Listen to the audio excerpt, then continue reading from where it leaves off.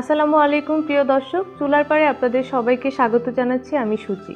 এই মুহূর্তে আমি আছি সোনাগাজী উপজেলার চরনারায়ণে। এই রমজান মাসে এখানকার চরের মানুষজন কি ইফতার করছে সেই রেসিপি আজকে আপনাদের মাঝে তুলে ধরব।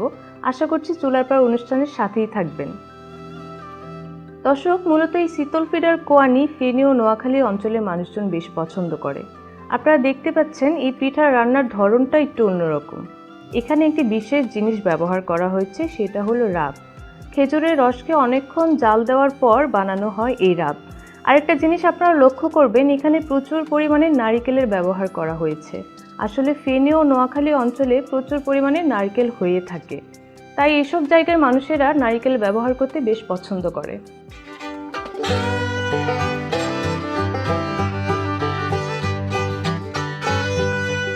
দাদি আসসালামু আলাইকুম। ওয়ালাইকুম সালাম। কেমন আছেন? ভালো আছি। কি ইফতার বানাইতেছেন? শীতল হিটিয়া বানাইতে আছি। শীতল পিঠা বানাইতেছেন? জি। কি এই যে ইফতারের জন্যই তো বানাইতেছেন? ইফতারের জন্য বানাইতে আছি। এই যে পিঠা বানাচ্ছেন, এই যে বলছেন তো চিতই পিঠা বানাচ্ছেন না, তো এখানে এই যে কি কি দিতে হবে? গরম পানি, নুন, গরম পানি, নুন, এই যে চালের গুঁড়ি, আতপ চালের গুঁড়ি, আতপ চালের গুঁড়ি। এখানে মোটামুটি আধা কেজির মতো চালের গুঁড়ি আছে। এখানে দেখতে পাচ্ছি একটা ডিম দিয়েছেন, এটা কেন দিয়েছেন? ডিম দিছি নরমের লাগে। তো এখন এখানে কি করতে হবে? এটা হিটিয়া বানাই কইতে হইব। তাহলে এটা এখন গুলান, একটু দেখি কিভাবে করতে হবে।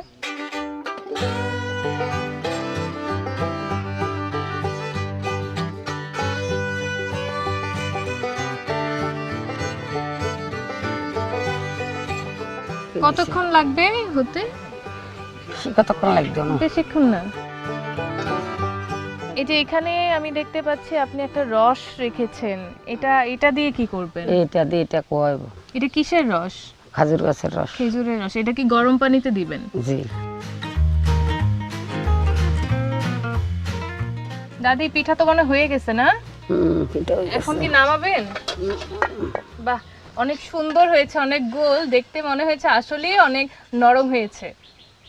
এই যে আপনারা দেখতে পাচ্ছেন কত সুন্দর সাইজের একটা পিঠা হয়েছে। এই যে এখানে আবার এগুলো কেন হয়েছে? জালি ফুড়ি। আচ্ছা, এখন কি আরেকটা দিবেন? জি। আচ্ছা,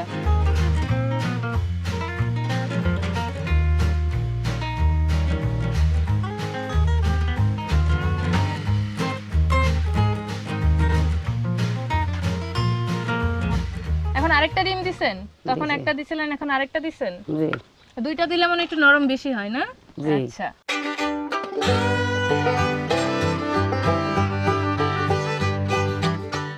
এই যে এই পিঠা হয়ে গেছে, এখন হচ্ছে দাদি নামাচ্ছে।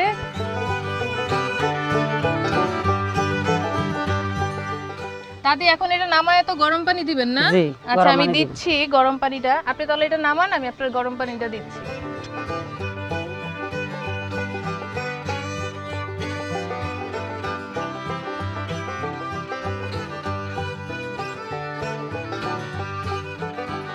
দাদি গরম পানি তো মনে হয় ফুটছে না? ফুটছে। এখন কি দিবেন? আবার লবণ না? লবণ আচ্ছা, দিমু, আমি নারকেল লবণ দিমু, দিচ্ছি আপনাকে। নারকেল দিমু, খাজুরের রস দিমু। আচ্ছা, এই যে লবণ তাহলে দেন এখানে। লবণের পরে আর কি দিতে হবে? এখন খাজুরের রস। এখনই দিয়ে দিবেন রস? জি। একটু খুলেন, আমি দিয়ে দিই।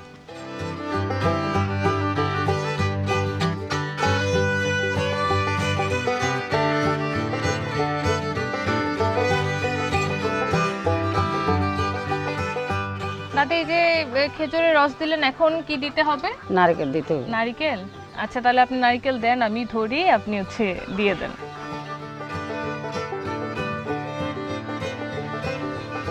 দর্শক দেখতে পাচ্ছেন দাদি হচ্ছে নারকেল দিচ্ছে। নারকেল মোটামুটি সবটাই লেগেছে এখানে। দাদি নারকেল দেওয়ার পর আর কতক্ষণ রাখতে হবে? সামান্য রাখি, হিটা দিয়ে লেগে হবে। সামান্য রেখে, মানে অল্প একটু রেখে তারপর হচ্ছে পিঠেগুলো এখানে দিয়ে দিতে হবে।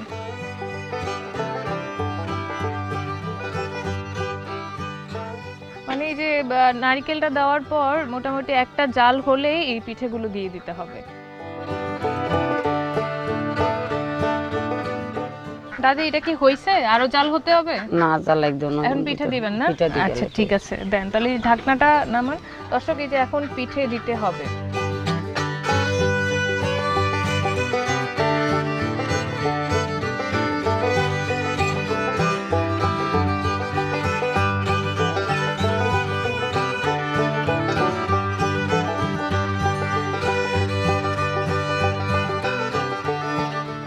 দাদি এই পিঠা তো হইছে না, এখন তো নামাবেন। দেখি দর্শক আসলে এটা দেখতে কেমন হয়েছে, দেখতে যদি ভালো হয় খেতেও কিন্তু অনেক ভালো হবে। আমরা দিতাম না ফাতিলে হ্যাঁ দিতাম। হ্যাঁ, যে এখানে দেন। দাদি নামাচ্ছে, গন্ধ তো অনেক ভালো আসছে, মনে হয় এখন তো আর খেতে পারবো না। দেখতেও কিন্তু অনেক সুন্দর হয়েছে।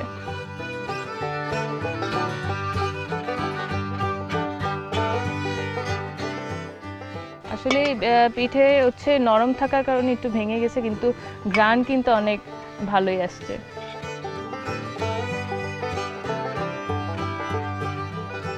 দর্শক দেখতে কিন্তু অনেক সুন্দর হয়েছে, মনে হচ্ছে খেতেও অনেক মজা হবে।